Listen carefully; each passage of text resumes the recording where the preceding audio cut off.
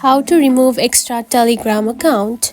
If you have been using the Telegram application and wondering on how to remove extra Telegram account on it that you have created, don't worry.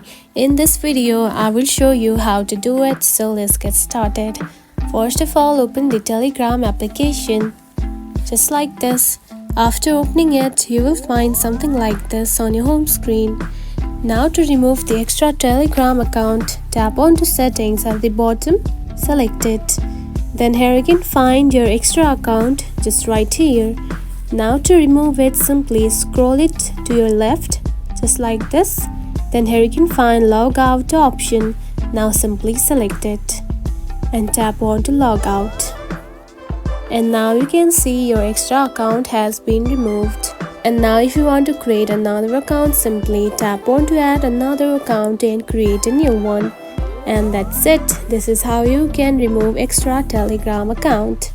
If you found this video helpful, don't forget to like and subscribe for more tips. Thanks for watching.